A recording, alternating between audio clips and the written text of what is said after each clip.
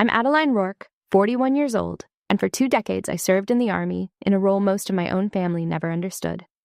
For years I let them believe I pushed paper at a desk because the truth of my work was something I could not talk about, and I quietly carried that family through every hard thing they ever faced.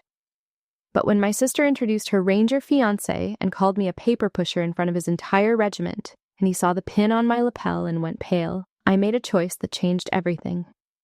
Have you ever been underestimated by the very people you gave everything to? If so, tell me your story in the comments. You're not alone. Before I get into what happened, let me know where you're tuning in from. And if you've ever had to stand up for yourself after being wronged, hit that like button and subscribe.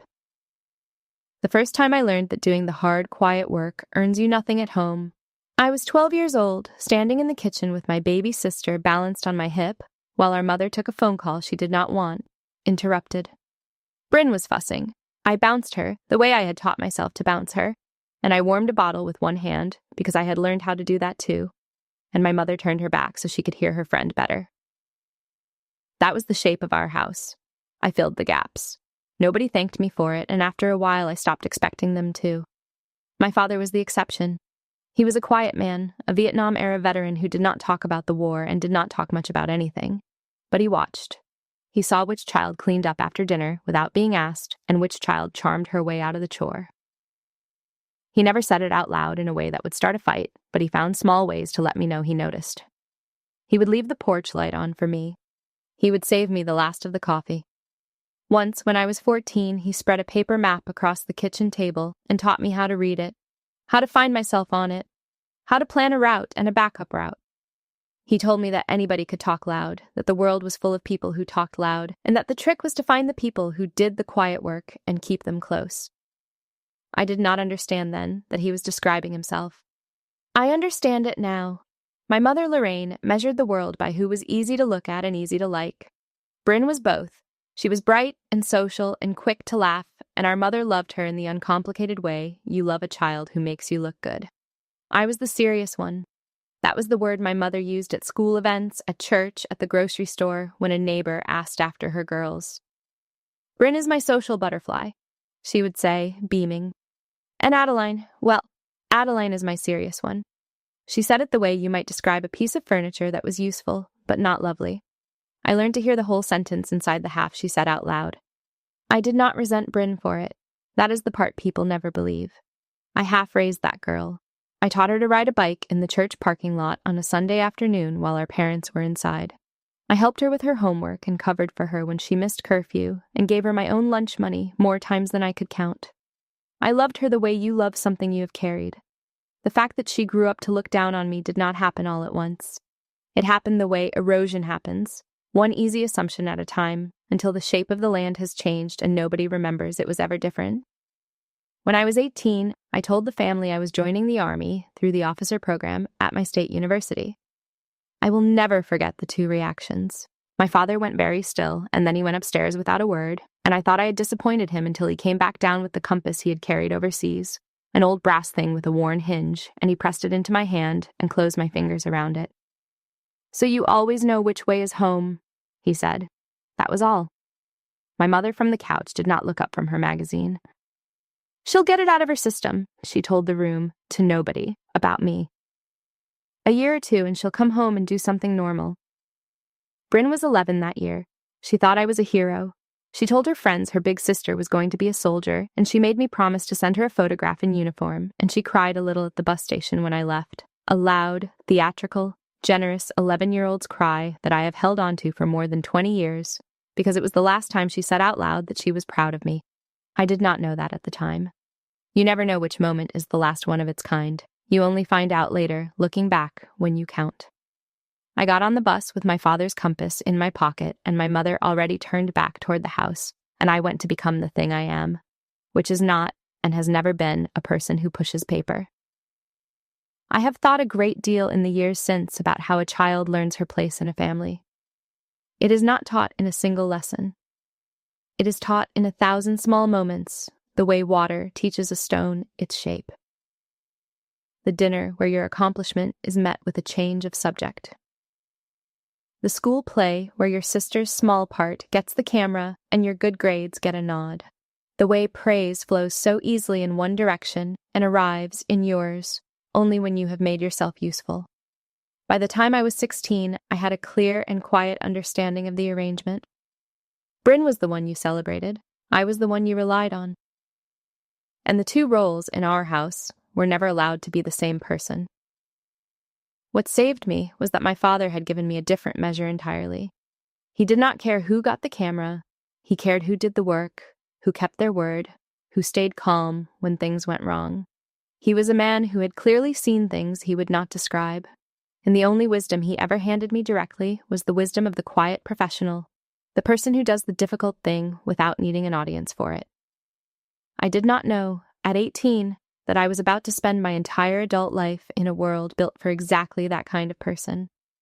I only knew that when my father pressed his compass into my hand at the foot of the stairs, he was telling me that he understood me and that somewhere out there was a place where the things I was good at would actually count. He was right.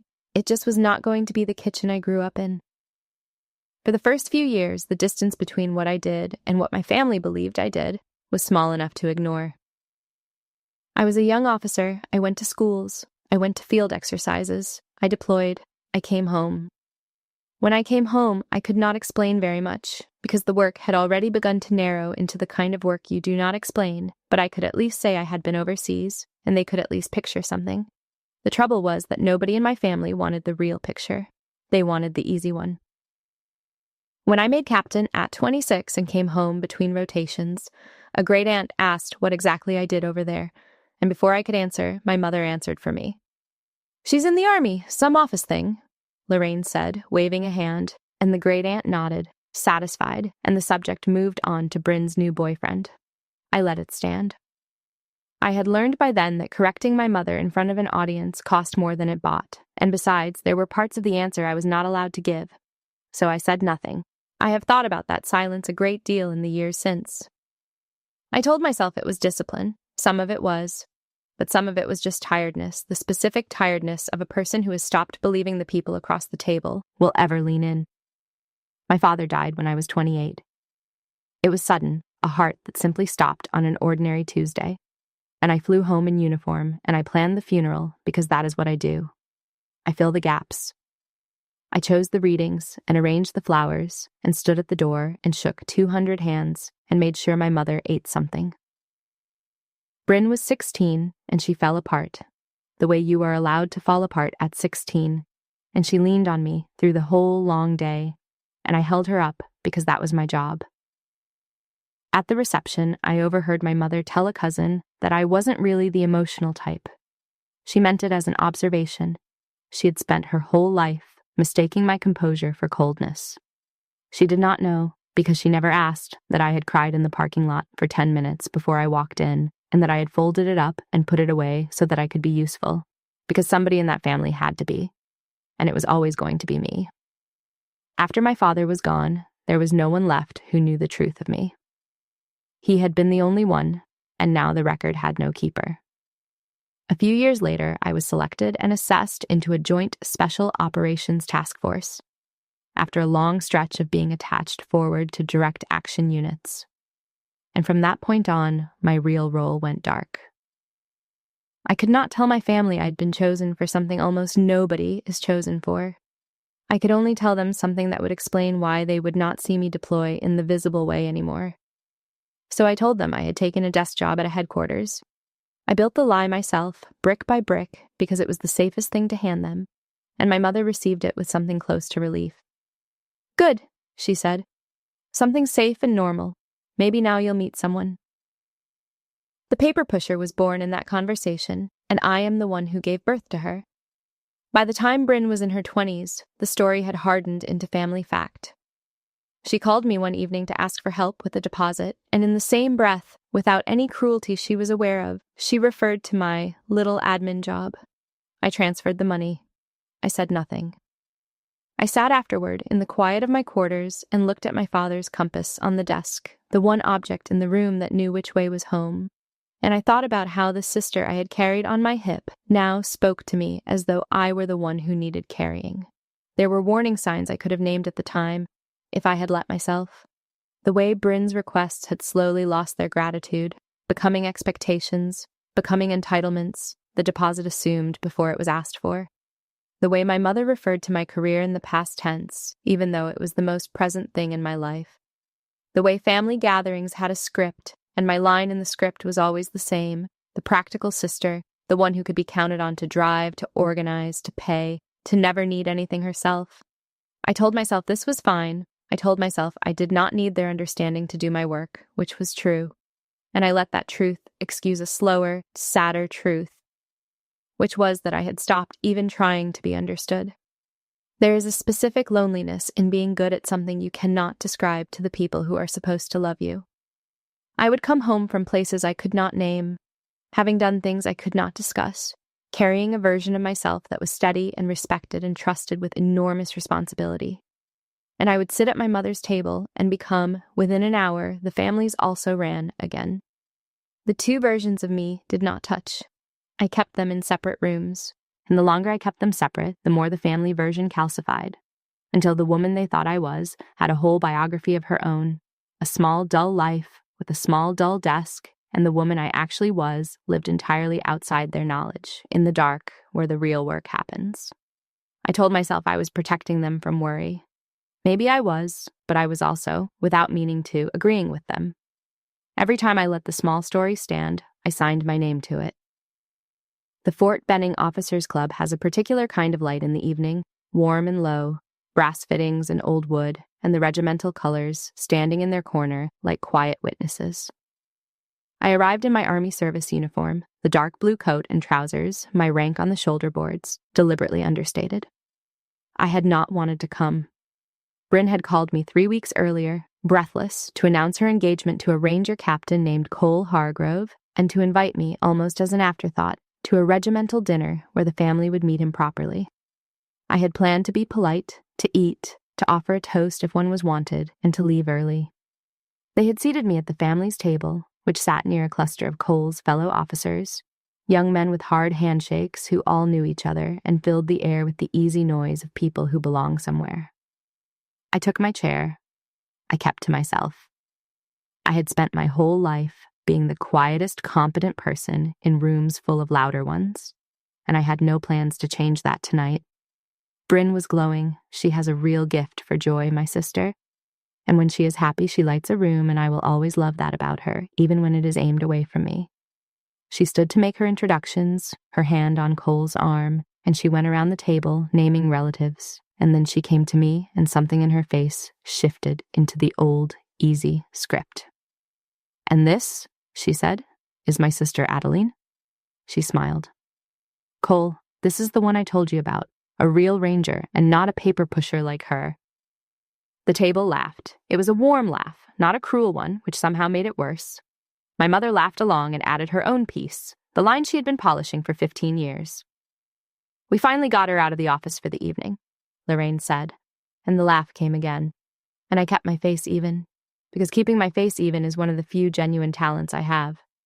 Cole leaned toward me. He was riding the laugh, performing for his peers, and he wanted to land the punchline. He looked me over, the understated uniform, the woman his fiancé had described as the family's also ran, and he gave me the line that my sister had set up for him. "So," he said, grinning, "you file the forms while we do the fighting?" A beat of laughter from the young officers. I let it pass through me. I have been spoken to by men far more dangerous than Cole Hargrove, in places far less comfortable than a club with good lighting, and I have learned that the answer to a man who wants you to flinch is to not flinch. "Someone has to keep the lights on," I said, level, quiet. I picked up my water, and that was when it happened. His eyes, still bright with the joke, dropped from my face to my lapel, where a small distinctive insignia was pinned beside the oak leaf of my rank. It is not a large thing. You would not notice it unless you knew what you were looking at. Cole Hargrove knew exactly what he was looking at. He knew what unit it belonged to, and what it cost to wear it, and what it meant that the woman he had just called a form filer was wearing it next to a lieutenant colonel's rank. The grin went off his face like a light switched off. The color followed it. He stood up so fast that his chair scraped back across the floor and tipped over and clattered, and the whole table turned, and the young officers stopped laughing, and Cole stood there with his napkin sliding off his lap and his face the color of the tablecloth. "Bryn," he said, low, and his voice had changed completely. "Stop talking. Do you have any idea who she is?" The room did not so much go silent as recalibrate, the way a room does when everyone in it realizes at the same instant that they have misread the most important thing in it. Bryn was frozen, her smile still half on her face, not yet understanding. My mother looked from Cole to me and back. And I sat there with my water in my hand, and I felt no triumph, only a strange, tired ache, because it had taken a pin the size of a thumbnail for the people who shared my blood to look at me for the first time in 15 years. I should tell you what the pin actually is, because it is the whole hinge of that night, and because Cole understood it in a single glance, while my own family had never once thought to ask. It is the distinctive insignia of the unit I serve in. A small thing, easy to miss, the kind of device that means nothing to a civilian and everything to a soldier who knows what stands behind it. You do not buy it. You do not get assigned it. You earn your way into the organization it represents through years of being measured against a standard most people never have to meet, and then you keep earning it every single day because the organization does not keep people who stop. To a ranger captain, a man who lives inside the culture, that pin worn beside a lieutenant colonel's oak leaf told a complete story in less than a second. It told him the woman across the table was not adjacent to his world. She sat above it. It told him she was the kind of officer the briefings he was not cleared for got built around. And it told him, with a force that knocked him out of his chair, that he had just called her a form filer in front of his peers. That is what froze him. Not my rank alone, though my rank alone would have been enough to make a captain mind his manners. It was the specific, unmistakable evidence pinned in plain sight the entire time that the person he had decided was the least impressive soldier at the table was, in fact, the most. The information had been available to everyone in that room from the moment I walked in. It was sitting on my lapel under the warm club light. My family had looked at it 100 times across 100 dinners and seen a piece of costume jewelry. Cole looked at it once and saw the truth. The difference between them was not intelligence. It was that he was paying attention, and they had decided long ago that I was not worth the attention it would have taken. Command Sergeant Major Desmond Pryor was the one who sealed it, though he did not know that was what he was doing. He was simply being himself. He came across the room with the unhurried walk of a man who has earned the right to be unhurried anywhere on that post, 52 years old. 30 of them in the regiment, the kind of senior enlisted soldier whose presence makes captains sit up straighter without being told. He had spotted me from across the room, and he crossed to our table, and he stopped beside my chair, and he smiled the way you smile at someone you respect and have not seen in a while. "Colonel Rourke," he said. "Didn't expect to see you out from behind the curtain, ma'am." He said it warmly, with the particular dry humor of people who know what the curtain is and what is behind it. "The task force, letting you have an evening off?" I stood, because you stand for Desmond Pryor, whether or not the regulation requires it, and I shook his hand. "Sergeant Major," I said, "good to see you. I'm here as family tonight. My sister is marrying one of yours." Pryor looked at Cole, who had not sat back down, who could not seem to remember how chairs worked, and something passed over the sergeant major's face. An old soldier reading a young one's panic and filing it away for later. "Captain Hargrove," he said evenly. "You've met the colonel, then?" "Yes, Sergeant Major," Cole said. His voice was very careful. "I have." The rangers at the next table were on their feet now, the way you come to your feet when you understand belatedly that there is rank in the room you did not account for. My mother was staring. Bryn had finally stopped smiling. She was looking at me as though she had never seen me before, which, in the way that counted, she had not. Cole tried to apologize right there, in front of everyone, the words tumbling out, and I stopped him gently because there is no dignity for anyone in a public apology delivered in a panic. "Captain," I said, "it's fine. Enjoy your evening." And I meant it, mostly. I made my excuses to the table not long after, kissed my stunned sister on the cheek, told my mother I would call her, and I left early, exactly as I had always planned to, except that I left a different room than the one I had walked into. I called Nadia from the car. Nadia Calderon has been my teammate for the better part of a decade, a woman who has been beside me in the kind of dark that makes you honest, and she is the one person on earth I do not have to translate myself for. "How was the family dinner?" she said, already knowing it would be a story. I told her. The introduction, the paper pusher, the line about filing forms, the chair going over, Pryor crossing the room. Nadia laughed, the short bark of a laugh we both use when something is funny and also not. "So the ranger found out," she said. "The ranger found out." "And how do you feel?" she said, because she is the only one who asked me that and means it. I sat in the dark of the parking lot and I told her the truth, which I had not even told myself until I heard it come out of my mouth. "The insult doesn't bother me," I said. "I've been called worse by better. What bothers me is that they believed it.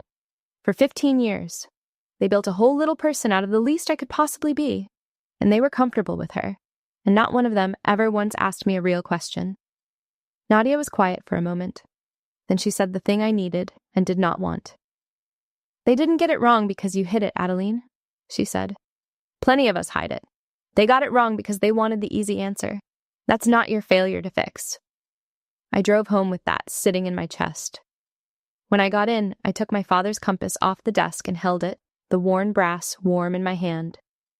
And I thought about how I had spent my entire life protecting everyone around me from inconvenient truths, including the largest inconvenient truth of all, which was the truth of who I actually am.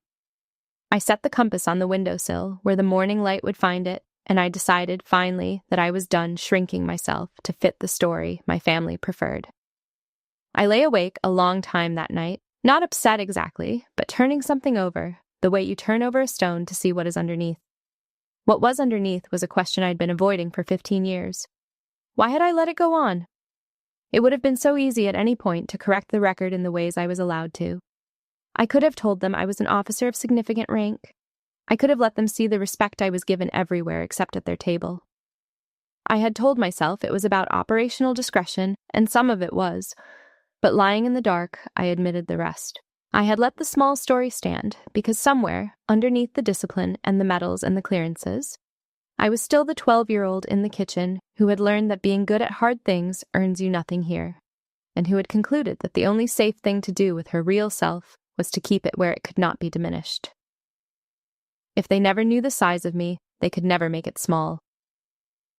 That was the bargain I had struck with my own pride, and I had called it humility for 15 years. Nadia was right. They had not gotten it wrong because I hid it. Plenty of us hide it, and our families still find ways to be proud of the shape of the absence, to honor what they cannot see. My family had filled the absence with the least flattering thing they could imagine, because that was the version that asked nothing of them, that let them keep their easy ranking, the social daughter and the serious one, the one you celebrate, and the one you use. The pin had not changed who I was. It had only made it impossible, for one evening, for them to keep pretending I was less. And I realized, lying there, that I did not want to spend the rest of my life waiting for accidents like that, pinned to do the work that honesty should have done all along. I was done waiting to be discovered. I was going to stop hiding, and I was going to let the chips fall. And the first chip was going to fall the very next morning, because I knew my sister, and I knew she would call. The damage control started the next morning, which told me everything about where their concern actually lived. Bryn called first. She did not call to ask if I was all right, or to ask, after 15 years, what it was I actually did. She called because the night had not gone the way she wanted, and she had decided, in the way she always decided, that the problem was me.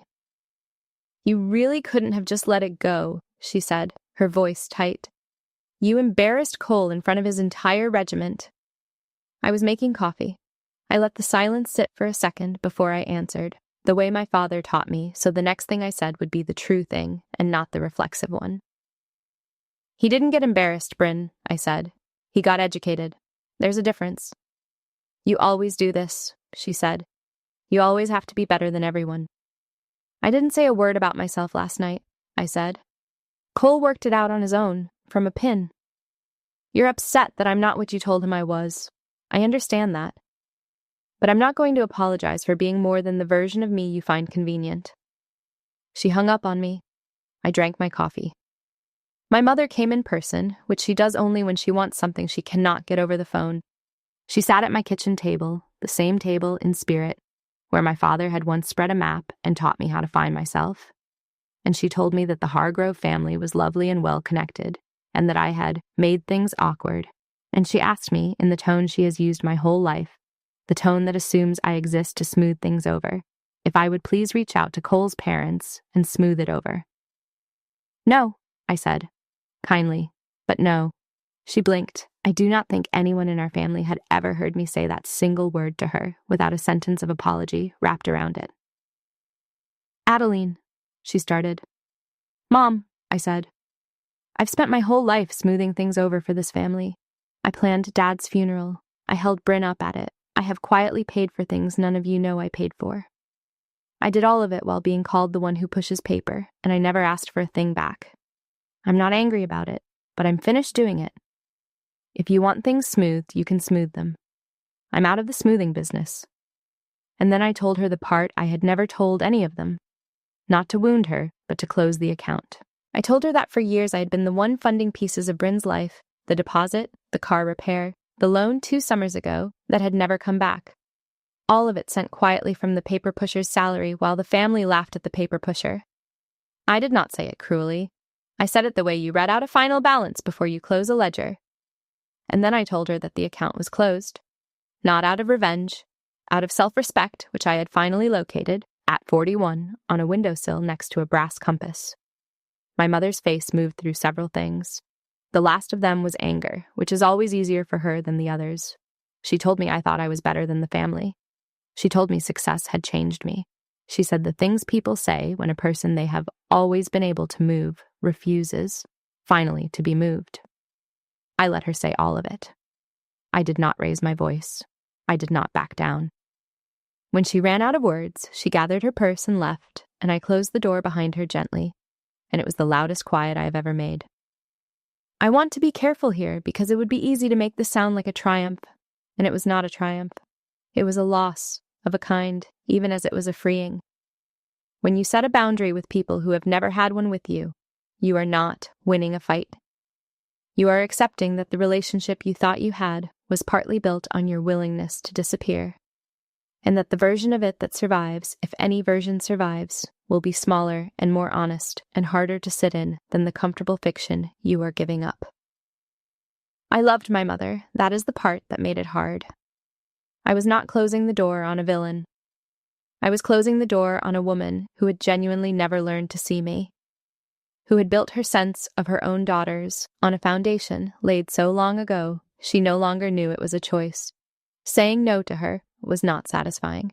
It was sad and necessary, and those two things can live in the same room. I sat at my kitchen table for a long while after she left.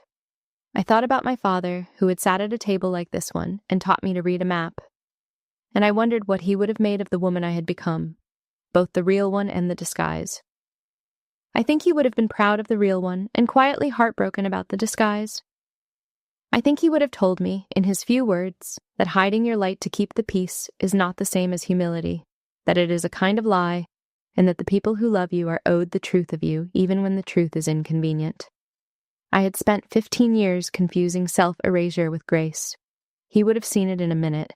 He had given me a compass, so I would always know which way was home, and I had used it, all those years, to walk in the wrong direction, away from myself, toward a peace that was really just a long surrender. I was done surrendering. The door was closed. The quiet rang in the house like a struck bell.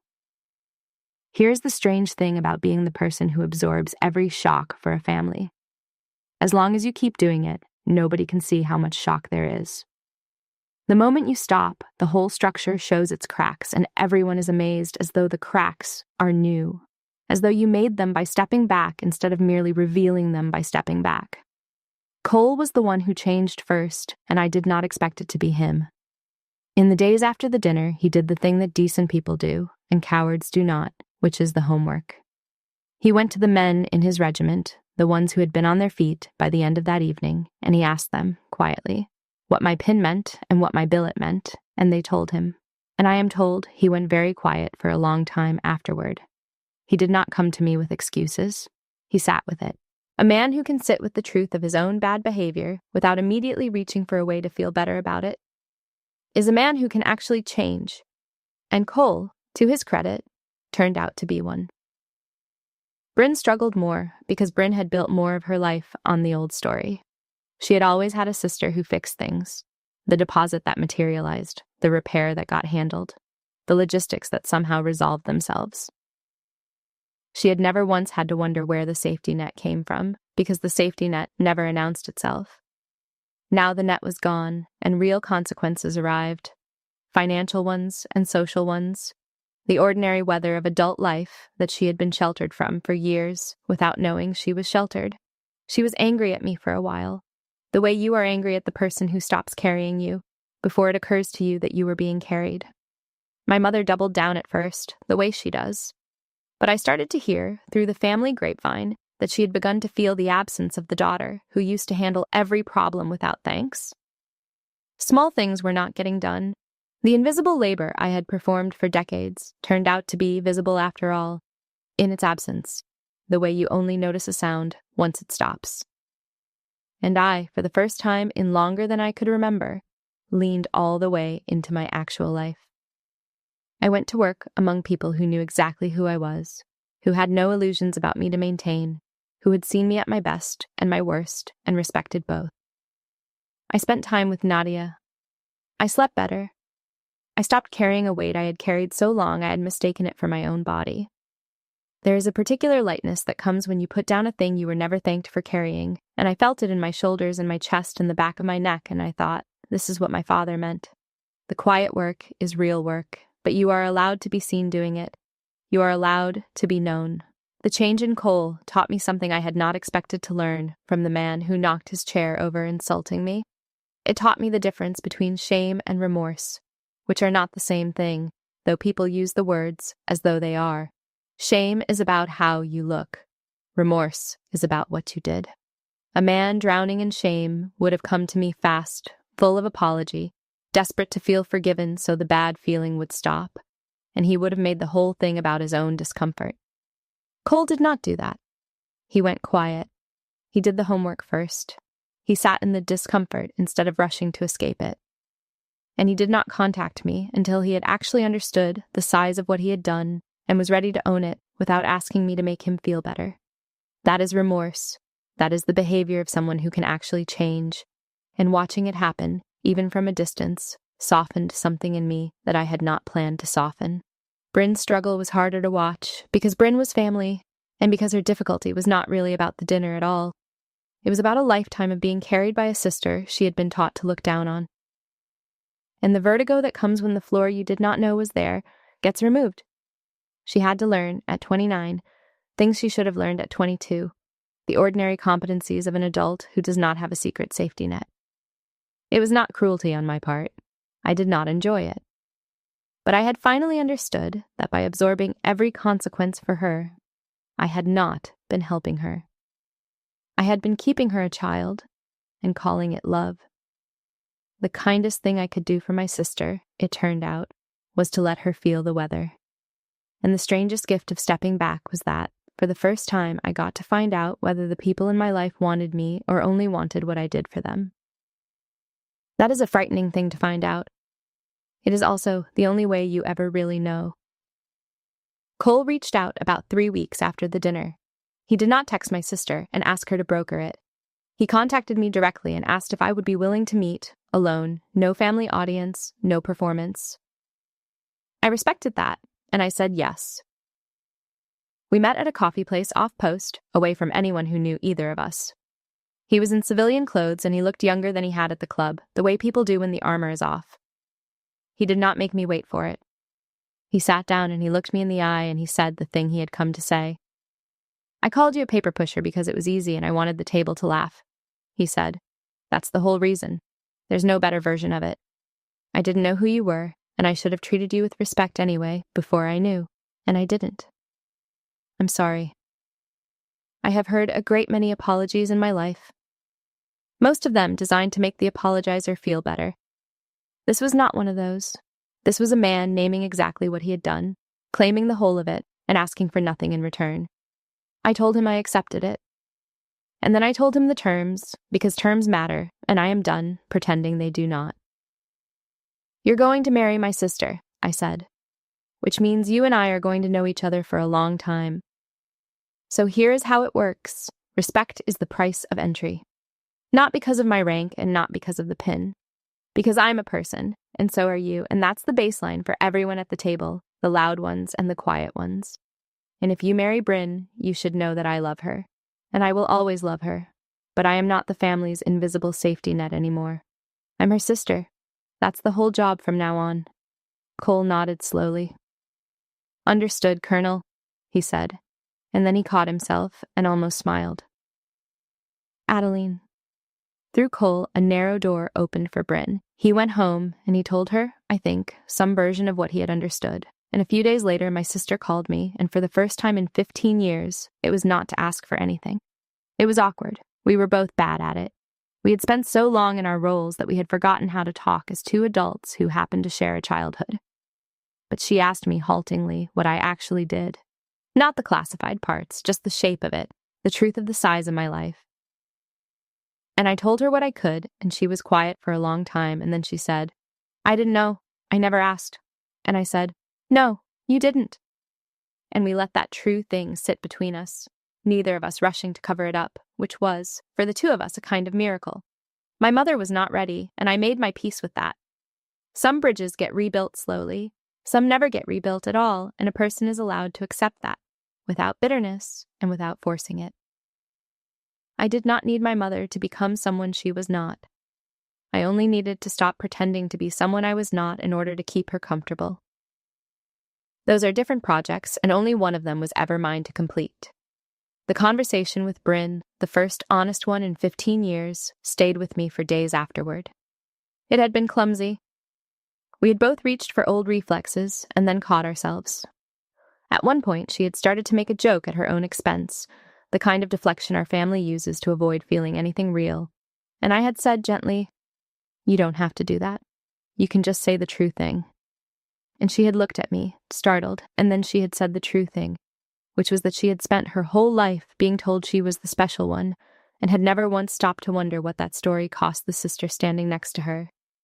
It was not a perfect apology. It left things out. But it was hers, and it was real, and I have learned to value a real, imperfect thing over a polished, hollow one.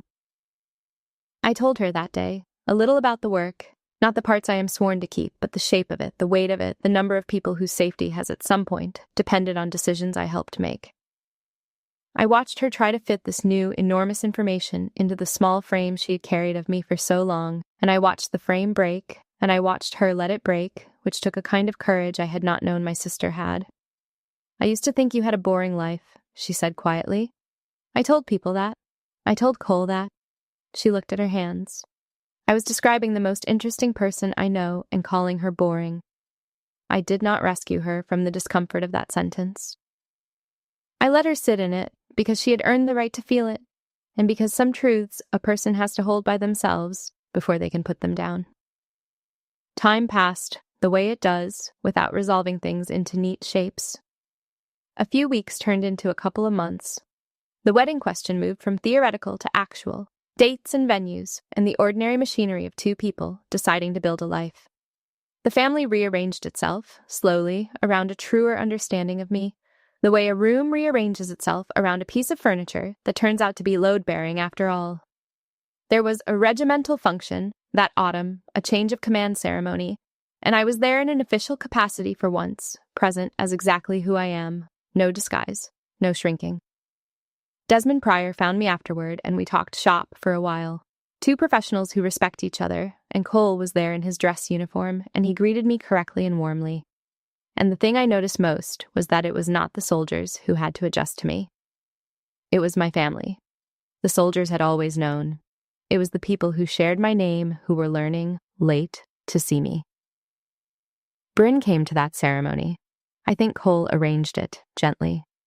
She stood at the edge of the room, and she watched me move through a crowd of soldiers who treated me with the easy respect that is given to someone who has earned it, generals and sergeants, major and young captains alike. And I watched her watch me, and I saw something shift in her face that she did not have words for yet. She had spent her whole life believing she was the impressive sister, and I was the small one. She was standing in a room that told her, without a single word, that she had it exactly backward, and to her credit, she did not look away from it. That evening, in the parking lot, she caught up to me before I could leave. She was nervous, which is not a state I am used to seeing in my sister. "Adeline," she said, "I know I don't have the right to ask you for anything. I know that." She took a breath. "But I want you to stand with me at the wedding, not because of what you are, because of who you are, because you basically raised me and I was too stupid and too comfortable to ever say thank you. And I'd like to start now." I did not answer her right away. I am not a person who answers important questions quickly. I told her I would think about it, and I meant it, and she nodded and did not push, which was itself a kind of growth. I drove home, and I took my father's compass off the windowsill, and I held it in the dark, the worn brass and the worn hinge, and I thought about the man who had given it to me so I would always know which way was home. The needle settled. A decision was forming in me, quiet and certain, the way the true decisions always form, not in a flash, but in a slow turning toward what is right. I did not say it out loud yet, but I knew it was coming.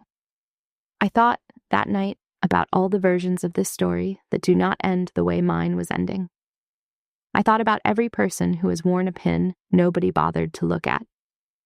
Every nurse and teacher and quiet professional who has been called the boring one by people too busy admiring themselves to notice the load being carried. Most of those people never get a moment at an officers' club where a ranger stands up so fast his chair tips over. Most of the time, the truth does not announce itself with a clatter in a recalibrating room. Most of the time, the quiet ones just go on being quiet, and the loud ones go on being celebrated, and the ledger never balances. I had been lucky, in a strange way. The pin had forced the issue. But I understood, holding my father's compass, that I did not want my peace to depend on luck, on the chance that the right person would notice the right detail on the right evening. I wanted a peace that did not need an audience to confirm it. And that, I realized, was the decision forming in me. It was not really about the wedding, or about Bryn, or about whether to stand beside her. It was about whether I could be at peace with who I am, even if no one ever clattered to their feet again. Even if my mother never learned to see me, even if the world went right on, mistaking my composure for coldness and my discretion for emptiness. Could I be whole on the strength of my own knowledge of myself? My father had handed me a compass, not a mirror. He had wanted me to know which way was home, not to need other people to tell me I had arrived. I held the brass in the dark and I felt the needle settle, and I knew that the answer was yes, and that the yes had been a long time coming, and that everything else, the wedding, the family, the slow, careful rebuilding, was going to flow downhill from that single still point. I stood with my sister at her wedding. I want to tell you it was because everything was healed, because the family had become the family I deserved as a girl, because my mother had transformed and Bryn had become wise, and the years of being the serious one, the office one, the paper pusher, had been erased. That is not what happened. Life does not erase. What happened was smaller and truer than that. I stood with my sister because she asked me as the person I am, and not as the person they had decided I was. And that was the only invitation I had ever actually wanted. The wedding itself was small and bright, held on a clear autumn afternoon, and there was a moment in it I will keep for the rest of my life. I was standing beside Bryn in my dress uniform, the unit pin on my lapel, catching the light the way it had caught it at the club, and as the ceremony began, I happened to glance across the gathered chairs, and I saw Cole's fellow rangers, the same young men who had laughed at my expense that first night, sitting in a row. They were not laughing now. One of them caught my eye and gave me a small, sober nod. Soldier to soldier, the kind of acknowledgement that is worth more than any speech because it cannot be faked. I returned it, and I understood, in that small exchange, that the room had not changed. The room had always known how to recognize the real thing. It was only my family that had needed teaching, and even now, at the wedding, it was my family who kept glancing at me with a new and careful attention, while the soldiers simply treated me as what I am, the way they always would have, if anyone had let them. I thought about my father during the vows. I thought about the compass and the kitchen table, and the man who taught me that the quiet work is the real work. I wished he could have seen it, not the pin or the rank, he never cared about those, but the moment, his older daughter standing whole and unhidden beside his younger one. The two of them finally something like equals. The long crooked thing of our family bent a few degrees back toward true. He would not have made a speech about it.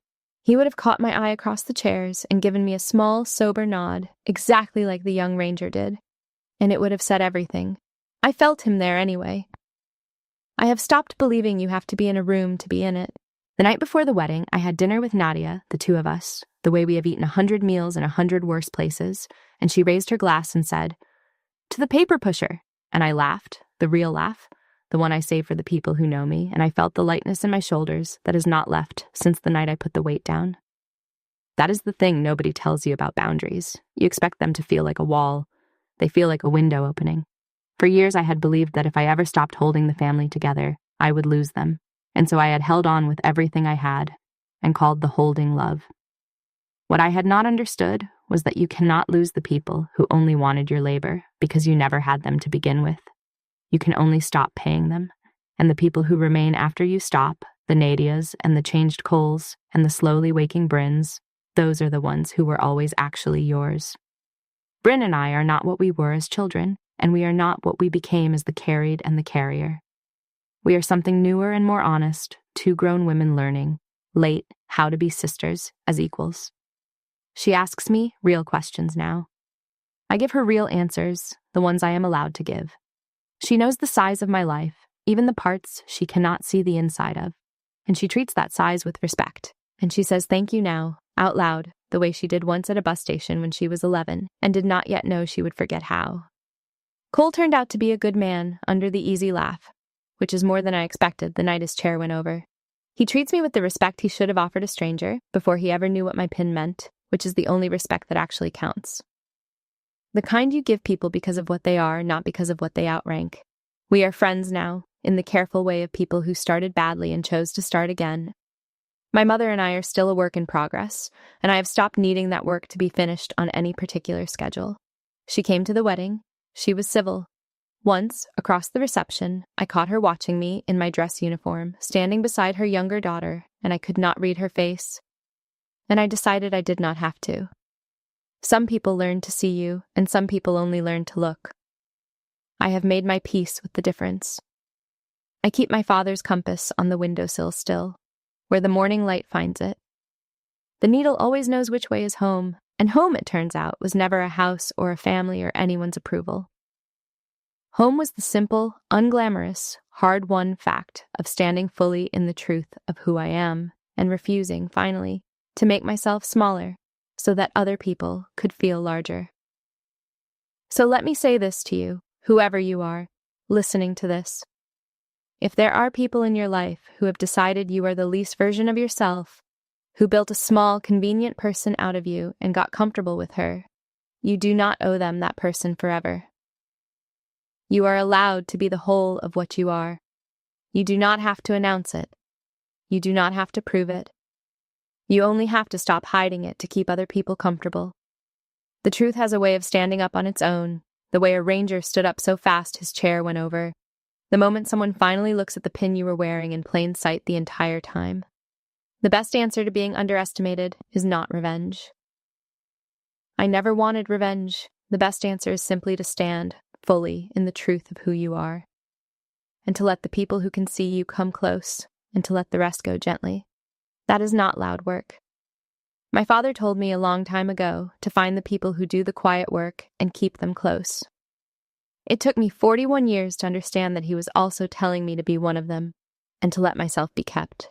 I think about the dinner sometimes, the whole arc of it, the warm light and the laughter that was not cruel and somehow worse for it.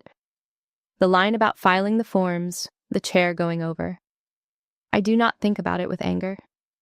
I think about it the way you think about a door you walked through, a threshold, a before and an after. Before, I was a woman who had agreed, out of an old childhood fear, to be the smallest possible version of herself everywhere that mattered most. After, I was a woman who had stopped agreeing. The pin did not make me that woman. The pin only made it impossible to keep being the other one. The change had been waiting in me for years, the way a season waits, and it simply needed the right cold night to arrive.